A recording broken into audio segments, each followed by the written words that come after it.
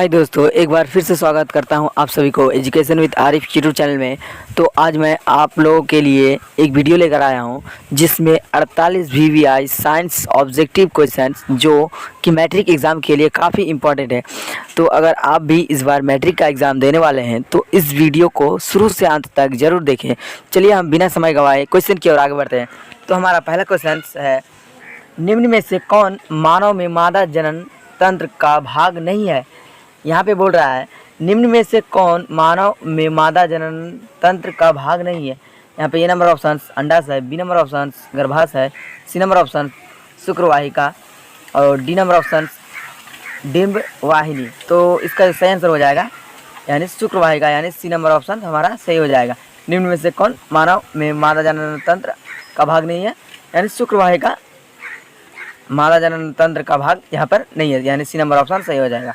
चलिए हम अगली क्वेश्चन की ओर आगे बढ़ते हैं। तो हमारा अगला क्वेश्चन यहाँ पे बोल रहा है 2 नंबर क्वेश्चन जो कि काफ़ी इंपॉर्टेंट है। निम्न में से कौन बौने पौधे को दर्शाता है। यहाँ पे बोल रहा है निम्न में से कौन बौने पौधों को दर्शाता है, यानी ए नंबर ऑप्शन में दिया हुआ बड़ी टी छोटी टी, बी नंबर ऑप्शन में दिया हुआ छोटी टी बड़ी टी और सी नंबर ऑप्शन में दिया हुआ छोटी टी और डी नंबर ऑप्शन में दिया हुआ बड़ी टी। तो इस चार ऑप्शन से हमें एक ऑप्शन को चूज़ करना है जो कि सही है। तो इसका जो सही आंसर हो जाएगा हमारा यानी सी नंबर ऑप्शन, यानी छोटी टी, यानी इनमें से कौन बौने पौधे को दर्शाता है, यानी डबल छोटी टी, यानी सी नंबर ऑप्शन हमारा सही हो जाएगा। चलिए हम अगले क्वेश्चन की ओर आगे बढ़ते हैं। तो हमारा अगला क्वेश्चन यहाँ पे बोल रहा है 3 नंबर क्वेश्चन जो कि काफ़ी इंपॉर्टेंट है। तालाब की आहार श्रृंखला में मछली किस स्थान पर है। यहाँ पे बोल रहा है तालाब की आहार श्रृंखला में मछली किस स्थान पर है। यहाँ पे ए नंबर ऑप्शन उत्पादक, बी नंबर ऑप्शन प्राथमिक उपभोक्ता, सी नंबर ऑप्शन द्वितीय उपभोक्ता, डी नंबर ऑप्शन तृतीय उपभोक्ता। तो इसका सही आंसर हो जाएगा यानी जो तालाब की आहार श्रृंखला में मछली किस स्थान पर आता है, तो इसका सही आंसर हो जाएगा यानी द्वितीय उपभोक्ता पर, यानी सी नंबर ऑप्शन हमारा सही हो जाएगा। तालाब की आहार श्रृंखला में मछली किस स्थान पर आता है, द्वितीय उपभोक्ता पर। तो इसका सी नंबर आंसर सही हो जाएगा। चलिए हम अगले क्वेश्चन की ओर आगे बढ़ते हैं। तो हमारा अगला क्वेश्चन यहाँ पे बोल रहा है 4 नंबर क्वेश्चन, इंसुलिन की कमी से होता है। यहाँ पे बोल रहा है इंसुलिन की कमी से कौन सा रोग होता है। तो ए नंबर ऑप्शन घेगा, बी नंबर ऑप्शन बौनापन और सी नंबर ऑप्शन मधुमेह और डी नंबर ऑप्शन इनमें से कोई नहीं। तो इसका जो सही आंसर हो जाएगा जो कि इंसुलिन की कमी से होता है वो होता है मधुमेह, यानी हमारा सी नंबर ऑप्शन सही हो जाएगा मधुमेह। चलिए हम अगली क्वेश्चन की ओर आगे बढ़ते हैं। तो हमारा अगला क्वेश्चन यहाँ पे बोल रहा है 5वां नंबर क्वेश्चन जो कि काफ़ी इंपॉर्टेंट है मैट्रिक एग्जाम के लिए। हाइड्रा में प्रजनन की विधि निम्न में से कौन है। यहाँ पे बोल रहा है हाइड्रा में प्रजनन की विधि निम्न में से कौन है। तो ए नंबर ऑप्शन में दिया हुआ कायिक प्रवर्धन, बी नंबर ऑप्शन में दिया हुआ बीजाणु संग और सी नंबर ऑप्शन में दिया हुआ मुकुलन और डी नंबर ऑप्शन में दिया हुआ विखंडन। तो इस 4 ऑप्शन में से हमें एक ऑप्शन को चूज़ करना है जो कि सही है। हाइड्रा में प्रजनन की विधि निम्न में से कौन है, तो इसका सही आंसर हो जाएगा यानी 5 नंबर का सी नंबर ऑप्शन यानी मुकुलन सही आंसर हो जाएगा। यानी हाइड्रा में प्रजनन की विधि निम्न में से कौन सा है, यानी मुकुलन है, यानी सी नंबर ऑप्शन हमारा सही हो जाएगा। चलिए हम अगली क्वेश्चन की ओर आगे बढ़ते हैं। तो हमारा अगला क्वेश्चन यहाँ पे 6 नंबर क्वेश्चन जो कि मैट्रिक एग्जाम के लिए काफ़ी इंपॉर्टेंट है। अमाशय की ग्रंथियों से अत्यधिक अम्ल स्त्राव से होता है। यहाँ बोल रहा है अमाशय की ग्रंथियों से अत्यधिक अम्ल स्त्राव से क्या होता है। यहाँ ए नंबर ऑप्शन में दिया हुआ श्लेष्मा का स्त्राव घटता है, यहाँ पे बी नंबर ऑप्शन में दिया हुआ पेस्टिक अल्सर होता है, सी नंबर ऑप्शन में दिया हुआ ए और बी दोनों, यानी श्लेष्मा का स्त्राव घटता पेस्टिक अल्सर होता है, यानी ए और बी दोनों सी नंबर में, और डी नंबर में दिया हुआ इनमें से कोई नहीं। तो इसका जो सही आंसर हो जाएगा यानी हमारा सी नंबर, यानी ए और बी दोनों। तो इसका सही आंसर हो जाएगा सी नंबर। चलिए हम अगली क्वेश्चन की ओर आगे बढ़ते हैं। तो हमारा अगला क्वेश्चन यहाँ पे बोल रहा है 7वां नंबर क्वेश्चन, क्लोरोफिल वर्णक का रंग है। यहाँ बोल रहा है क्लोरोफिल वर्णक का रंग कैसा होता है, यानी नीला हरा कुछ भी हो। तो यहाँ पे ए नंबर ऑप्शन में दिया हुआ हरा, बी नंबर ऑप्शन में दिया हुआ नीला, सी नंबर ऑप्शन में दिया हुआ लाल और डी नंबर ऑप्शन में दिया हुआ सफ़ेद। तो इसका सही आंसर हो जाएगा यानी क्लोरोफिल वर्णक का कैसा रंग होता है, तो यानी हरा होता है, यानी हरा, यानी ये नंबर ऑप्शन हमारा सही हो जाएगा। चलिए हम अगली क्वेश्चन की ओर आगे बढ़ते हैं। तो हमारा अगला क्वेश्चन यहाँ पे बोल रहा है 8वां नंबर क्वेश्चन, जो कि काफ़ी इंपॉर्टेंट है। तांत्रिका कोशिका क्या कहलाती है? यहाँ बोल रहा है तंत्रिका कोशिका को क्या कहलाती है? तो ए नंबर ऑप्शन में दिया हुआ है साइटोन, बी नंबर ऑप्शन में दिया हुआ है न्यूरॉन, और सी नंबर ऑप्शन में दिया हुआ है एक्सॉन, और डी नंबर ऑप्शन में दिया हुआ है डेंड्राइट। तो इसका जो सही आंसर हो जाएगा यानी हमारा न्यूरॉन, यानी तांत्रिका कोशिका को क्या कहलाती है? यानी न्यूरॉन कहा जाता है, यानी बी नंबर ऑप्शन हमारा सही हो जाएगा, न्यूरॉन। तांत्रिका कोशिका को क्या कहते हैं? न्यूरॉन कहते हैं। तो चलिए हम अगली क्वेश्चन की ओर आगे बढ़ते हैं। तो हमारा अगला क्वेश्चन यहाँ पे 9 नंबर क्वेश्चन, जो कि काफ़ी इंपॉर्टेंट है मैट्रिक एग्ज़ाम के लिए, जो आपको देखना होगा और सुनना भी होगा इस 9 प्रश्न को, यानी इस वीडियो को शुरू से अंत तक आपको देखना होगा ताकि आप कोई फ़ायदा आपको मिल सके इस मतलब वीडियो को देखकर। चलिए हम क्वेश्चन पढ़ते हैं। परिपथ में किन्हीं दो बिंदुओं के बीच का विभवांतर मापा जाता है। यहाँ बोल रहा है परिपथ में किन्हीं दो बिंदुओं के बीच का विभवांतर मापा जाता है, यानी परिपथ में किन्हीं दो बिंदुओं के बीच विभवांतर को मापा जाता है, तो उसे क्या कहते हैं? तो यहाँ पे ए नंबर ऑप्शन में दिया हुआ अमीटर, बी नंबर ऑप्शन में दिया हुआ वोल्टमीटर, और सी नंबर ऑप्शन में दिया हुआ डायनेमो से, और डी नंबर ऑप्शन में दिया हुआ इनमें से कोई नहीं। तो इसका सही आंसर हो जाएगा यानी वोल्टमीटर, यानी परिपथ में किन्हीं दो बिंदुओं से विभवांतर को मापा जाता है वोल्टमीटर से, यानी बी नंबर ऑप्शन हमारा सही हो जाएगा, वोल्टमीटर से मापा जाता है विभवांतर को। चलिए हम अगले क्वेश्चन की ओर आगे बढ़ते हैं।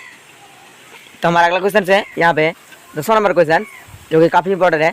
चुंबक के विजातीय ध्रुवों के बीच होता है, यहाँ बोल रहा है चुंबक के विजातीय ध्रुवों के बीच होता है, क्या होता है? तो यहाँ पे ए नंबर ऑप्शन में दिया हुआ आकर्षण, बी नंबर ऑप्शन में दिया हुआ प्रतिकर्षण, सी नंबर ऑप्शन में दिया हुआ ए और बी दोनों, और डी नंबर ऑप्शन में दिया हुआ इनमें से कोई नहीं। तो इसका सही आंसर हो जाएगा हमारा ये नंबर, यानी आकर्षण होता है। चुंबक के विजातीय ध्रुवों के बीच होता है आकर्षण होता है, तो हमारा ये नंबर ऑप्शन सही हो जाएगा। चलिए हम अगले क्वेश्चन की ओर आगे बढ़ते हैं।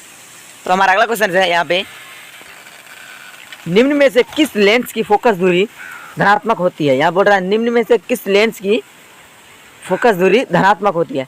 तो यहाँ पे ए नंबर ऑप्शन में दिया हुआ अवतल लेंस, बी नंबर ऑप्शन में दिया हुआ उत्तल लेंस, सी नंबर ऑप्शन में दिया हुआ समतल अवतल लेंस, और डी नंबर ऑप्शन में दिया हुआ इनमें से कोई नहीं। तो इसका सही आंसर हो जाएगा यानी हमारा उत्तल लेंस, यानी निम्न में से किस लेंस की फोकस दूरी धनात्मक होती है? मतलब धनात्मक उत्तल लेंस की होती है सिर्फ, यानी बी नंबर ऑप्शन सही हो जाएगा हमारा।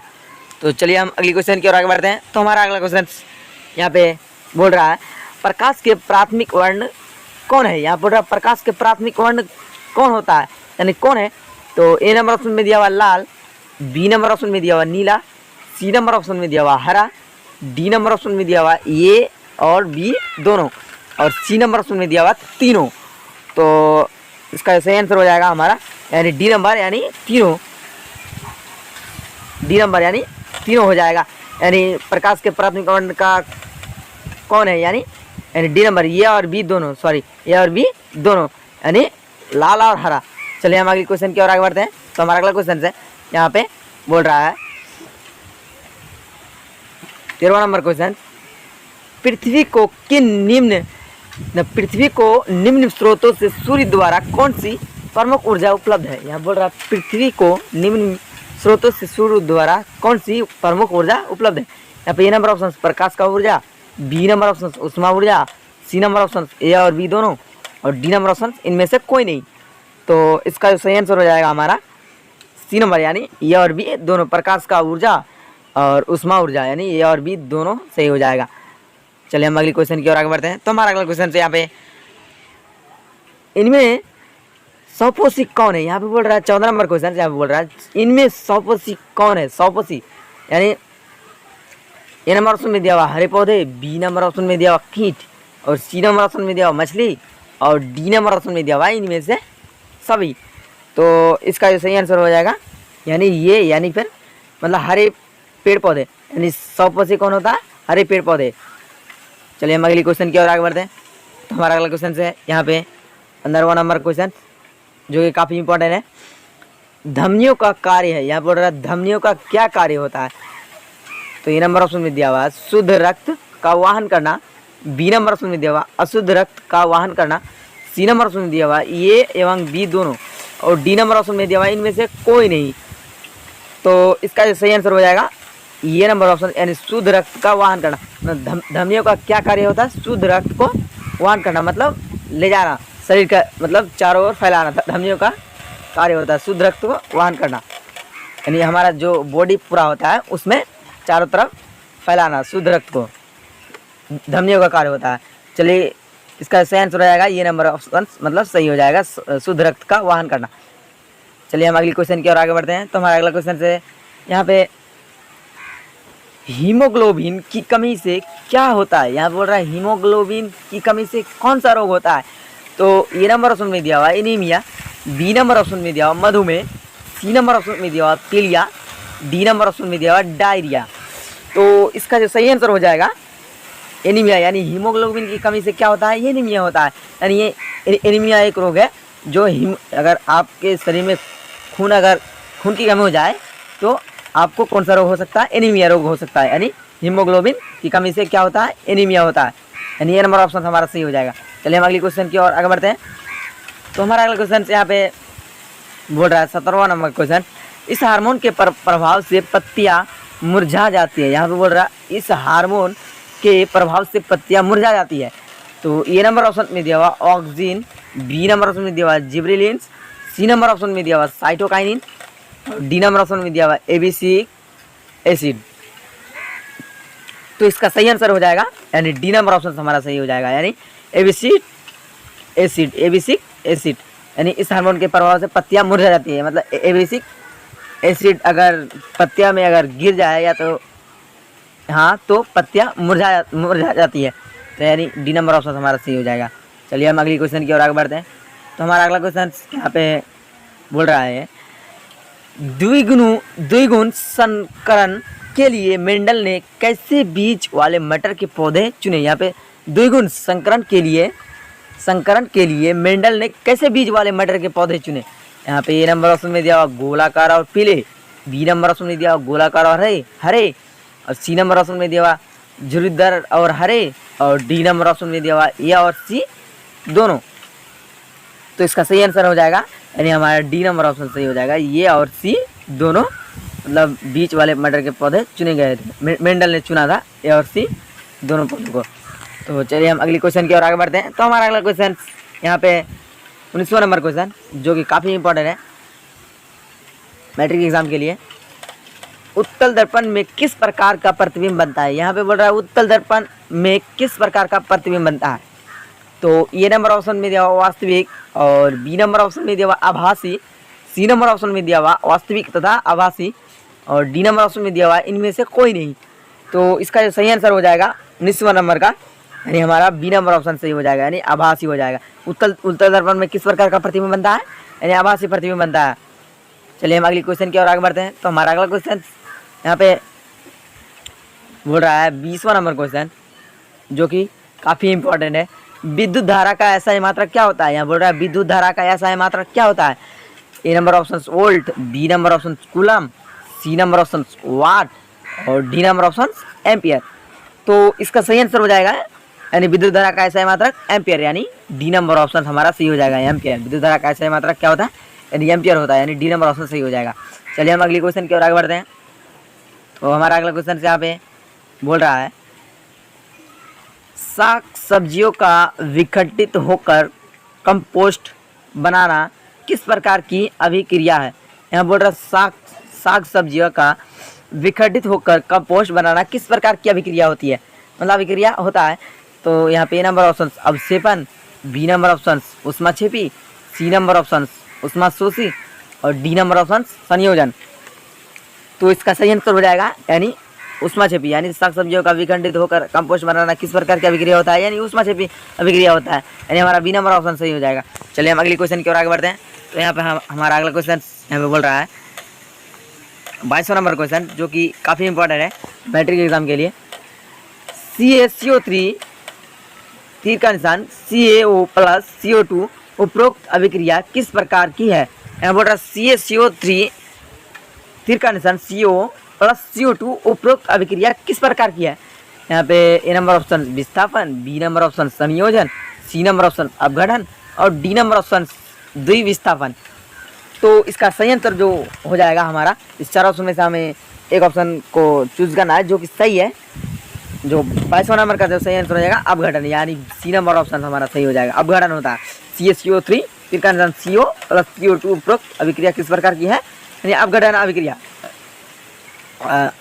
किस प्रकार की है, तो अब अपघटन अभिक्रिया की मतलब प्रकार की है। तो चलिए हम अगली क्वेश्चन की ओर आगे बढ़ते हैं। तो हमारा अगला क्वेश्चन यहाँ पे 23वां नंबर क्वेश्चन है, विद्युत अपघटन में इलेक्ट्रॉन मुक्त होता है। यहाँ बोल रहा है विद्युत अपघटन इलेक्ट्रॉन में मुक्त होता है। तो ये नंबर ऑप्शन एनोड पर, बी नंबर ऑप्शन कैथोड पर, सी नंबर ऑप्शन दोनों पर और डी नंबर ऑप्शन इनमें से कोई नहीं। तो इसका जो सही आंसर हो जाएगा, यानी हमारा ये नोड विद्युत अपघटन में से इलेक्ट्रॉन मुक्त होता है। तो कौन सा इलेक्ट्रॉन मुक्त होता है, एनोड, एनोड इलेक्ट्रॉन मुक्त होता है। तो यानी ये नंबर ऑप्शन हमारा सही हो जाएगा एनोड पर। चलिए हम अगली क्वेश्चन की ओर आगे बढ़ते हैं। तो हमारा अगला क्वेश्चन यहाँ पे 24 नंबर क्वेश्चन, भोजन का पचना किस प्रकार की अभिक्रिया है। यानी यहाँ पे बोल रहा है भोजन का पचना किस प्रकार की अभिक्रिया है। तो ए नंबर ऑप्शन उपचायन, बी नंबर ऑप्शन संयोजन, सी नंबर ऑप्शन अपचायन और डी नंबर ऑप्शन विस्थापन। तो इसका जो सही आंसर हो जाएगा, यानी भोजन का पचना किस प्रकार की अभिक्रिया है, यानी हमारा उपचयन अभिक्रिया है। यानी ये नंबर ऑप्शन सही हो जाएगा, यानी भोजन का पचना किस प्रकार की अभिक्रिया है, यानी उपचयन अभिक्रिया है। तो हमारा ये नंबर ऑप्शन सही हो जाएगा। चलिए हम अगली क्वेश्चन की ओर आगे बढ़ते हैं। तो हमारा अगला क्वेश्चन यहाँ पे, वायुमंडलीय अपवर्तन के कारण ही आकाश में मतलब क्या होता है, मतलब वायुमंडलीय अपवर्तन के कारण आकाश में क्या होता है। तो ये नंबर ऑप्शन में चंद्रमा टिमटिमाते हैं, तारे टिमटिमाते हैं, सी नंबर अन्य ग्रह टिमटिमाते हैं, डी नंबर इनमें से कोई नहीं।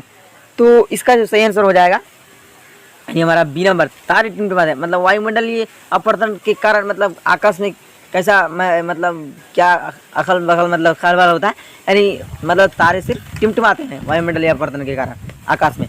तो हमारा बी नंबर ऑप्शन सही हो जाएगा, तारे टिमटिमाते हैं। चलिए हम अगली क्वेश्चन की ओर आगे बढ़ते हैं। तो हमारा अगला क्वेश्चन से यहाँ पे 26वां नंबर क्वेश्चन, जो कि काफ़ी इंपॉर्टेंट है, प्रकाश के अपवर्तन के कितने नियम हैं। यहाँ पे बोल रहा है प्रकाश के अपवर्तन के कितने नियम हैं। तो हमारा ये number option 1, B number option 2, C number option 3 और डी नंबर ऑप्शन 4। तो इसका सही आंसर हो जाएगा, यानी बी नंबर मतलब प्रकाश के अपवर्तन के कितना नियम है, यानी 2 नियम है। यानी हमारा बी नंबर ऑप्शन सही हो जाएगा, यानी 2 नियम है। प्रकाश के अपवर्तन के कितने नियम है, 2 नियम है। चलिए हम अगली क्वेश्चन की ओर आगे बढ़ते हैं। तो हमारा अगला क्वेश्चन यहाँ पे 27वां नंबर क्वेश्चन, स्पेक्ट्रम प्राप्त करने के लिए किसका उपयोग होता है। यहाँ बोल रहा है स्पेक्ट्रम प्राप्त करने के लिए किसका उपयोग होता है। तो ए नंबर ऑप्शन कांच की सिल्ली, बी नंबर ऑप्शन अवतल दर्पण, सी नंबर ऑप्शन उत्तल लेंस और डी नंबर ऑप्शन प्रिज्म। तो इसका सही आंसर हो जाएगा, यानी प्रिज्म, यानी 27 का डी नंबर ऑप्शन सही हो जाएगा। प्रिज्म स्पेक्ट्रम प्राप्त करने के लिए किसका उपयोग होता है, मतलब प्रिज्म का उपयोग होता है, यानी डी नंबर ऑप्शन हमारा सही हो जाएगा। चलिए हम अगली क्वेश्चन की ओर आगे बढ़ते हैं। तो हमारा अगला क्वेश्चन है 28 नंबर क्वेश्चन, विभवांतर मापने वाले यंत्र को कहा जाता है। मतलब यहाँ पे बोल रहा है विभवांतर मापने वाले यंत्र को क्या कहा जाता है, कौन सा मतलब यंत्र कहा जाता है। तो यहाँ पे ये number option ammeter, B number option voltmeter, C number option galvanometer और डी नंबर ऑप्शन इनमें से कोई नहीं। तो इसका जो सही आंसर हो जाएगा, यानी बी नंबर ऑप्शन, यानी वोल्टमीटर। मतलब विभवांतर को मापने वाला यंत्र को क्या कहा जाता है, मतलब वोल्टमीटर से विभवांतर को मापा जाता है, यानी हमारा बी नंबर ऑप्शन सही हो जाएगा, वोल्टमीटर। चलिए हम अगली क्वेश्चन की ओर आगे बढ़ते हैं। तो हमारा अगला क्वेश्चन यहाँ पे बोल रहा है, जल से होकर विद्युत धारा प्रभावित होने पर जल का अपघटन होता है, हाइड्रोजन और ऑक्सीजन मुक्त होता है। तो हाइड्रोजन और ऑक्सीजन के आयतनों का अनुपात है। यहाँ पे बोल रहा है जल से होकर विद्युत धारा प्रभावित होने पर जल का अपघटन होता है और हाइड्रोजन और ऑक्सीजन मुक्त होता है। तो हाइड्रोजन और ऑक्सीजन के आयतनों का अनुपात क्या होगा। तो यहाँ पे ए नंबर ऑप्शन में 1:2, बी नंबर ऑप्शन में 1:3 और सी नंबर ऑप्शन में दिया हुआ 2:1 और डी नंबर ऑप्शन में दिया हुआ 1:1। तो इसका सही आंसर हो जाएगा, यानी हमारा 2:1 हो जाएगा, यानी 2:1, यानी हमारा सी नंबर ऑप्शन सही हो जाएगा 29वां का। चलिए हम अगले क्वेश्चन की ओर आगे बढ़ते हैं। तो हमारा अगला क्वेश्चन है यहाँ पे, अम्ल और भस्म आपस में अभिक्रिया कर बनाते हैं। मतलब अम्ल और भस्म आपस में अभिक्रिया करके कौन सा मतलब रासायनिक मतलब अभिक्रिया करके कौन सा मतलब दवा या ई तैयार करता है। यहाँ पे ए नंबर ऑप्शन क्षार, बी नंबर ऑप्शन लवण, सी नंबर ऑप्शन परवल क्षार और डी नंबर ऑप्शन परवल अम्ल। तो इसका सही आंसर हो जाएगा यानी लवण। यानी अम्ल और भस्म को अगर मिला दिया जाए या उसका अभिक्रिया करके मिला दिया जाए तो वो कौन सा ई मतलब सामने आता है, तो लवण तैयार करता है। अम्ल और भस्म मिलकर अभिक्रिया करके लवण को बनाता है। चलिए हम अगली क्वेश्चन की ओर आगे बढ़ते हैं। तो हमारा अगला क्वेश्चन यहाँ पे, इनमें से कौन क्षारीय पदार्थ है। यहाँ बोल रहा है इनमें से कौन क्षारीय पदार्थ है। तो ए नंबर ऑप्शन चीनी, बी नंबर ऑप्शन दूध, सी नंबर ऑप्शन चूना और डी नंबर ऑप्शन दही। तो इसका सही आंसर हो जाएगा 31 का सी नंबर यानी चूना। यानी हमारा इनमें से कौन क्षारीय पदार्थ है, यानी चूना क्षारीय पदार्थ है। चलिए हम अगली क्वेश्चन की ओर आगे बढ़ते हैं। तो हमारा अगला क्वेश्चन है, प्रथम कार्बनिक यौगिक यूरिया का संश्लेषण किसने किया था। यहाँ पे बोल रहा है प्रथम कार्बनिक यौगिक का यूरिया का संश्लेषण किसने किया था, मतलब किस वैज्ञानिक ने किया था। तो यहाँ पे ये नंबर ऑप्शन में दिया कोलवे ने, बी नंबर ऑप्शन में दिया बोहर ने, सी नंबर ऑप्शन में दिया वर्जिलियस ने और डी नंबर ऑप्शन में दिया इनमें से कोई नहीं। तो इसका सही आंसर हो जाएगा यानी बी नंबर यानी बोहर ने किया था। प्रथम मतलब कार्बनिक यूरिया का संश्लेषण किसने किया था, बोहर ने। चलिए हम अगली क्वेश्चन की ओर आगे बढ़ते हैं। तो हमारा अगला क्वेश्चन से है यहाँ पे, लोहा से जिंक लेपित करने की क्रिया को क्या कहते हैं। मतलब यहाँ पे बोल रहा है लोहा से जिंक जो लेपित मतलब लेप जो चढ़ाता है उसे क्या कहते हैं हम। तो ये नंबर ऑप्शन संक्षारण, बी नंबर ऑप्शन गैल्वेनीकरण, सी नंबर ऑप्शन पानी चढ़ाना, डी नंबर ऑप्शन विद्युत अपघटन करना। तो इसका सही आंसर हो जाएगा गैल्वेनीकरण, मतलब बी नंबर ऑप्शन हमारा सही हो जाएगा। चलिए हम अगली क्वेश्चन की ओर आगे बढ़ते हैं। तो हमारा अगला क्वेश्चन यहाँ पे, जैव विविधता के विशिष्ट हॉट स्पॉट मतलब विशिष्ट को अंग्रेजी में हॉट स्पॉट कहा जाता है स्थल कौन है। यहाँ पे बोल रहा है जैव विविधता के विशिष्ट स्थल कौन है। तो ए नंबर ऑप्शन शहर, बी नंबर ऑप्शन गांव, सी नंबर ऑप्शन वन, डी नंबर ऑप्शन इनमें से कोई नहीं। तो इसका सही आंसर हो जाएगा यानी सी नंबर ऑप्शन हमारा सही हो जाएगा यानी वन। जैव विविधता के विशिष्ट स्थल को क्या कहते हैं, मतलब कौन है, तो वन है। तो हमारा सी नंबर ऑप्शन सही हो जाएगा। चलिए हम अगली क्वेश्चन की ओर आगे बढ़ते हैं। तो हमारा अगला क्वेश्चन यहाँ पे बोल रहा है 35वां नंबर क्वेश्चन, जो कि मैट्रिक एग्जाम के लिए काफ़ी इंपॉर्टेंट है। वायु में प्रकाश की चाल निर्वात की अपेक्षा होती है। यहाँ बोल रहा है वायु में प्रकाश की चाल निर्वात की अपेक्षा क्या होती है। तो हमारा ये नंबर ऑप्शन मतलब यहाँ पे बोल रहा है ये नंबर ऑप्शन कम, बी नंबर ऑप्शन ज़्यादा, सी नंबर ऑप्शन समान, डी नंबर ऑप्शन इनमें से कोई नहीं। तो इसका जो सही आंसर हो जाएगा यानी 35 नंबर का वायु में प्रकाश की चाल निर्वात की अपेक्षा होती है। तो 35 नंबर का जो सही आंसर हो जाएगा यानी ये यानी कम होता है। वायु में प्रकाश की चाल निर्वात की अपेक्षा क्या होती है, कम होती है। तो इसका सही आंसर हो जाएगा ये नंबर ऑप्शन सही हो जाएगा, मतलब कम। चलिए हम अगली क्वेश्चन की ओर आगे बढ़ते हैं। तो हमारा अगला क्वेश्चन है, किस दृष्टि दोष को अवतल और उत्तल दोनों लेंसों से बने द्विफोक्सी लेंस द्वारा संशोधित किया जा सकता है। यानी यहाँ पे बोल रहा है किस दृष्टि दोष को अवतल और उत्तल दोनों लेंसों से बने द्विफोक्सी लेंस द्वारा संशोधित किया जा सकता है। तो यहाँ पे हमारा ये नंबर ऑप्शन बोल रहा है निकट दृष्टि दोष से, बी नंबर ऑप्शन में बोल रहा है दीर्घ दृष्टि दोष से, सी नंबर ऑप्शन में दिया बोल रहा है जरा दूरदर्शिता से और डी नंबर ऑप्शन में दिया बोल रहा है मोतियाबिंद। तो इसका जो सही आंसर हो जाएगा सी नंबर यानी जरा दूरदृष्टिता, यानी हमारा 36 नंबर का आंसर हो जाएगा सी नंबर यानी जरा दूरदृष्टिता। तो चलिए हम अगली क्वेश्चन की ओर आगे बढ़ते हैं। तो हमारा अगला क्वेश्चन यहाँ पे बोल रहा है आधुनिक आवर्त सारणी के षष्ठम आवर्तन तत्वों की संख्या क्या होगी। मतलब यहाँ बोल रहा है आधुनिक आवर्त सारणी के षष्ठम आवर्तन में तत्वों की संख्या क्या होगी। तो हमारे ये number option 7, B number option 18, C number option 32, D number option 10। तो इसका जो सही आंसर हो जाएगा यानी 32 यानी हमारा सी नंबर ऑप्शन सही हो जाएगा। आधुनिक आवर्त सारणी के षष्ठम आवर्तन में तत्वों की संख्या क्या होती है, मतलब 32 होती है, यानी सी नंबर ऑप्शन सही हो जाएगा। चलिए हम अगली क्वेश्चन की ओर आगे बढ़ते हैं। तो हमारा अगला क्वेश्चन यहाँ पे नीला थोता का रासायनिक सूत्र क्या है? यहाँ बोल रहा है नीला थोता तृतीया का रासायनिक सूत्र क्या है? तो A number option CuSO4 into 7H2O, B number option CuSO4 into 5H2O, C number option CuSO4 into 4H2O और D number option CuSO4 into 10H2O। तो इसका जो सही आंसर हो जाएगा यानी बी नंबर ऑप्शन सही है, यानी CuSO4 इंटू 5H2O, मतलब नीला थोता तृतीया का रासायनिक सूत्र है CuSO4 इंटू 5H2O, यानी बी नंबर ऑप्शन हमारा सही हो जाएगा। चलिए हम अगली क्वेश्चन की ओर आगे बढ़ते हैं। तो हमारा अगला क्वेश्चन यहाँ पे बोल रहा है सोडियम क्लोराइड के जलीय विलयन से विद्युत धारा प्रभावित करने पर यह वियोजित होकर सोडियम हाइड्रोक्साइड बनाता है, इस प्रक्रिया को क्या कहते हैं? यहाँ पर बोल रहा है सोडियम क्लोराइड के जलीय विलयन से विद्युत धारा प्रभावित करने पर यह वियोजित होकर सोडियम हाइड्रोक्साइड बनाता है, इस प्रक्रिया को क्या कहते हैं?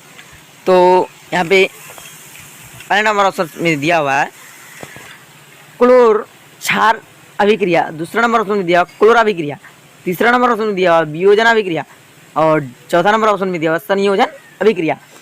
तो इस चार ऑप्शन में से हमें एक ऑप्शन को जो चूज़ करना है जो कि सही हो जाएगा, यानी हमारा 39 नंबर का जो सही आंसर हो जाएगा यहाँ पर ये नंबर ऑप्शन यानी क्लोर क्षार अभिक्रिया, यानी ये नंबर ऑप्शन हमारा सही हो जाएगा। चलिए हम अगले क्वेश्चन की ओर आगे बढ़ते हैं।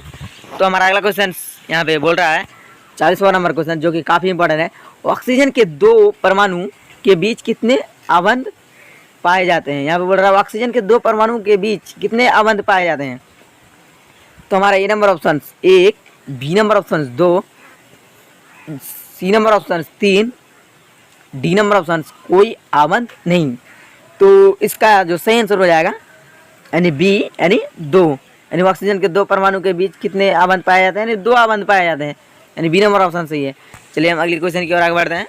तो हमारा अगला क्वेश्चन यहाँ पे कवक में पोषण की कौन सी विधि है? यहाँ पे बोल रहा है कवक में पोषण की कौन सी विधि है? तो ए नंबर ऑप्शन स्वपोषी, बी नंबर ऑप्शन मृतजीवी और सी नंबर ऑप्शन समभोजी और डी नंबर ऑप्शन इनमें से कोई नहीं। तो इसका जो सही आंसर हो जाएगा यानी बी नंबर यानी मृतजीवी, यानी कवक में पोषण की कौन सी विधि पाई जाती है? यानी मृतजीवी पोषण पाया जाता है, यानी बी नंबर ऑप्शन सही हो जाएगा। चलिए हम अगले क्वेश्चन की ओर आगे बढ़ते हैं। तो हमारा अगला क्वेश्चन है हाइड्रा में प्रजनन किस विधि से होता है? यहाँ बोल रहा है हाइड्रा में प्रजनन किस विधि से होता है? तो ए नंबर ऑप्शन में दिया द्विखंडन, बी नंबर ऑप्शन में दिया मुकुलन, सी नंबर ऑप्शन में दिया लैंगिक जनन, डी नंबर ऑप्शन में दिया इनमें से सभी। तो इसका सही आंसर हो जाएगा यानी हमारा बी नंबर ऑप्शन सही हो जाएगा, यानी मुकुलन। हाइड्रा में प्रजनन किस विधि से होता है? यानी मुकुलन विधि से होता है। तो चलिए हम अगले क्वेश्चन की ओर आगे बढ़ते हैं। तो हमारा अगला क्वेश्चन है चिपको आंदोलन किस स्थान पर आरंभ हुआ था? बोल रहा है चिपको आंदोलन मतलब किस स्थान पर, मतलब किस देश से शुरू हुआ था? तो यहाँ पे ए नंबर ऑप्शन में बोल रहा है आसाम में, बी नंबर ऑप्शन में बोल रहा है राजस्थान में, सी नंबर ऑप्शन में दिया हुआ गढ़वाल के रेनी गांव में, डी नंबर ऑप्शन में से इनमें से कोई नहीं। तो इसका जो सही आंसर हो जाएगा यानी सी नंबर मतलब गढ़वाल के रेनी गांव में, यानी चिपको आंदोलन किस स्थान से शुरू हुआ था? यानी गढ़वाल के रेनी गांव में। चलिए हम अगले क्वेश्चन की ओर आगे बढ़ते हैं। तो हमारा अगला क्वेश्चन से है यहाँ पे बोल रहा है निम्न में कौन अवकारक है? यहाँ बोल रहा है निम्न में कौन अवकारक है? तो A number option H2, B number option CO, C number option O2 मतलब ऑक्सीजन और डी नंबर ऑप्शन H2S। तो इसका सही आंसर हो जाएगा यानी ये यानी H2 निम्न में से कौन अवकारक है? यानी H2। चलिए हम अगले क्वेश्चन की ओर आगे बढ़ते हैं। तो हमारा अगला क्वेश्चन है यहाँ पे घरों में विद्युत से दुर्घटना किस कारण से होती है? यहाँ बोल रहा है मतलब घर में जो बिजली हो रहता है और किस दुर्घटना के कारण मतलब होता है? मतलब ए नंबर ऑप्शन फ्यूज तार, B number option short circuit, C number option उच्च धारा प्रवाह, डी नंबर ऑप्शन इनमें से कोई नहीं। तो इसका सही आंसर हो जाएगा यानी बी नंबर यानी शॉर्ट सर्किट। मतलब घरों में विद्युत दुर्घटना किस कारण से होती है? मतलब शॉर्ट सर्किट से होता है। चलिए हम अगले क्वेश्चन की ओर आगे बढ़ते हैं। तो हमारा अगला क्वेश्चन है यहाँ पे 46 नंबर जो कि काफ़ी इंपॉर्टेंट है। कौन सा परंपरागत ऊर्जा स्रोत है? यहाँ बोल रहा है कौन सा परंपरागत स्रोत ऊर्जा है। तो ए नंबर ऑप्शन जैव मात्रा मतलब बायोमास, और बी नंबर ऑप्शन नाभिकीय ऊर्जा स्रोत, और सी नंबर ऑप्शन भूतापीय ऊर्जा स्रोत, और डी नंबर ऑप्शन इनमें से कोई नहीं, इनमें से कोई नहीं। तो इसका जो सही आंसर हो जाएगा यानी 46 नंबर का जो सही आंसर हो जाएगा यानी हमारा ये नंबर ऑप्शन सही हो जाएगा, यानी जैव मात्रा बायोमास। चलिए हम अगले क्वेश्चन की ओर आगे बढ़ते हैं। तो हमारा अगला क्वेश्चन है यहाँ पे, हमारा अगला क्वेश्चन मतलब 47 नंबर क्वेश्चन जो कि काफ़ी इंपॉर्टेंट है मैट्रिक एग्जाम के लिए। अब बायोगैस का मुख्य अवयव है, यहाँ बोल रहा है बायोगैस का मुख्य अवयव कौन सा है। तो हमारा ये number option CO2, B number option CH4, C number option H2, D number option H2S। तो इसका जो सही आंसर हो जाएगा यानी हमारा बी नंबर यानी CH4। तो हमारा बी नंबर ऑप्शन सही हो जाएगा 47 नंबर का, यानी बी नंबर ऑप्शन सही है। चलिए हम अगले क्वेश्चन की ओर आगे बढ़ते हैं। तो हमारा अगला क्वेश्चन है यहाँ पे 48वां नंबर, मतलब इस वीडियो का लास्ट क्वेश्चन जो कि काफ़ी इम्पोर्टेंट है। प्रकाश यहाँ पे बोल रहा है प्रकाश संश्लेषण क्रिया में ऑक्सीजन बाहर निकलता है। यहाँ बोल रहा है प्रकाश संश्लेषण क्रिया में ऑक्सीजन बाहर निकलता है। तो यहाँ पे मतलब किस से बाहर निकलता है। तो ये नंबर ऑप्शन में दिया जल से, बी नंबर ऑप्शन में दिया CO2 से मतलब कार्बन डाइऑक्साइड से, अभी सी नंबर ऑप्शन में दिया ग्लूकोज से, डी नंबर ऑप्शन से डिक्टियोजोम से। तो इसका जो सही आंसर हो जाएगा 48 नंबर मतलब लास्ट क्वेश्चन का। तो यहाँ पे मतलब कार्बन डाइऑक्साइड से निकलता है, प्रकाश संश्लेषण क्रिया में ऑक्सीजन बाहर निकलता है CO2, यानी हमारा बी नंबर ऑप्शन सही हो जाएगा। तो चलिए दोस्तों, मैं उम्मीद करता हूँ कि आपको यह वीडियो पसंद आया होगा, और अगर यह वीडियो पसंद आया है तो वीडियो को लाइक करें और अपने दोस्तों में शेयर करें। और अगर अभी तक आप इस चैनल में नए रहे हैं तो इस चैनल को सब्सक्राइब कर ले और बेल आइकन को दबा ले, कि ताकि जब भी मैं कोई नया वीडियो अपलोड करूँ आपको नोटिफिकेशन पहुँच जाए। चलिए धन्यवाद।